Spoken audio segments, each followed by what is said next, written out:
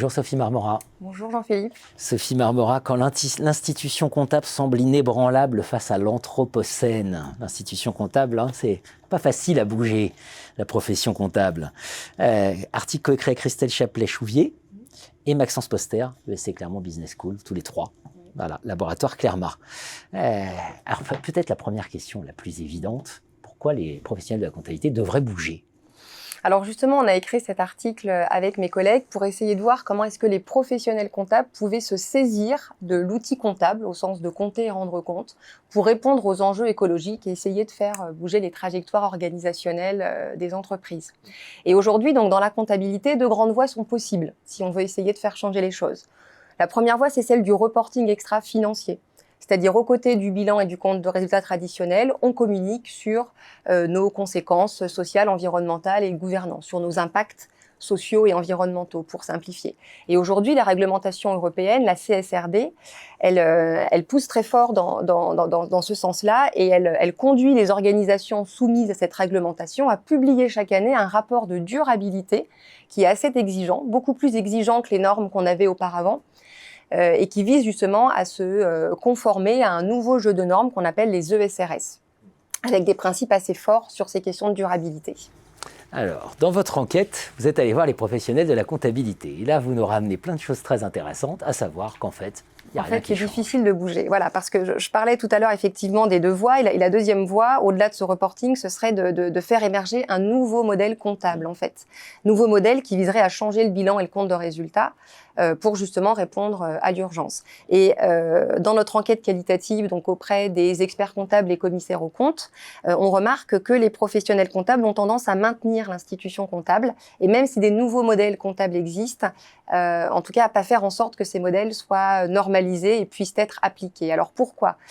Tout d'abord, ce qu'on met en évidence, c'est le fait qu'il y a une volonté pour certains acteurs, donc certains professionnels, de pousser le reporting extra-financier, notamment les Big Four, c'est-à-dire ceux qui sont soumis à la réglementation, ceux qui accompagnent les organisations soumises à la réglementation CSRD.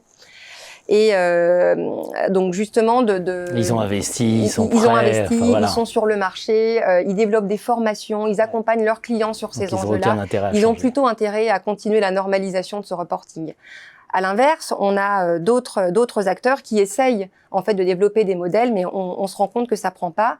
Aussi, et parce qu'il y a une forme de reproduction silencieuse des pratiques et des routines institutionnelles. C'est comme ça qu'on la nomme dans l'article. Joliment dit, la reproduction silencieuse.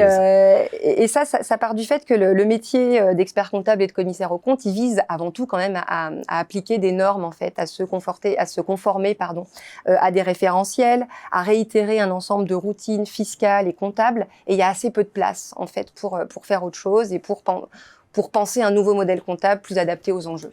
La reproduction silencieuse. Voilà. Alors comment précisément on met le son ? C'est-à-dire comment on change ? Qu'est-ce qu'on pourrait faire pour changer ? Alors on montre aussi dans les résultats de notre enquête qu'on a des professionnels comptables qui œuvrent quand même à faire changer les choses. Comment est-ce qu'ils font en fait ? Donc soit ils développent des nouveaux modèles comptables, soit ils essayent de trouver des soutiens politiques et institutionnels pour les légitimer. Alors c'est un travail de théorisation pour certains d'entre eux. Pour d'autres, c'est se raccrocher à des coalitions d'acteurs, des chercheurs entre autres, qui développent des nouveaux modèles comptables et ils les aident par exemple en les expérimentant auprès d'organisations. Mais ça, on se rend compte que là encore, il y a encore des petits problèmes. C'est que il y a plusieurs modèles comptables écologiques ou environnementaux qui sont développés et tous ne se basent pas sur les mêmes méthodologies. Par exemple, on ne définit pas le capital de la même manière, on n'utilise pas les mêmes unités de mesure, de valorisation. Et ça crée des rivalités. Ça peut créer, en tout cas c'est ce qu'on a démontré nous, des tensions dans les instances représentatives de la profession comptable par exemple. Et aujourd'hui, même s'il y a des modèles plus aboutis, plus expérimentés que d'autres, on n'a pas encore tous les professionnels comptables d'ailleurs un seul modèle et le normalisateur comptable français ne s'est pas emparé d'un modèle particulier. Donc nous, un peu dans notre conclusion, ce qu'on essaie de dire, c'est qu'on gagnerait à avoir une action coordonnée en fait des professionnels comptables.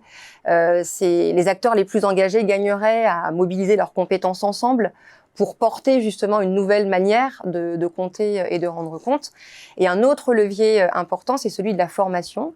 Parce que ce ne sont pas les seuls acteurs, hein, les professionnels comptables, à agir pour faire changer les choses, mais au niveau de la formation, on aurait quelque chose à faire pour intégrer plus de transdisciplinarité dans les formations des experts comptables aujourd'hui, faire entrer, pourquoi pas, les sciences du vivant, pour faire en sorte qu'à côté des formations très techniques dont on a besoin, hein, forcément, on a besoin de leur apprendre la comptabilité, l'audit, c'est des matières techniques où on doit se conforter à un certain nombre de normes financières, mais on a aussi besoin de s'ouvrir aux enjeux de durabilité aujourd'hui. On ne chahute jamais impunément un désordre établi, donc il vaut mieux être nombreux et l'union fait la force. Tout à fait, exactement. En résumé, en résumé, quand l'institution comptable semble inébranlable face à l'anthropocène, numéro spécial Revue Française de Gestion 315. Merci à vous, Sophie Marmora. Merci beaucoup, Jean-Philippe.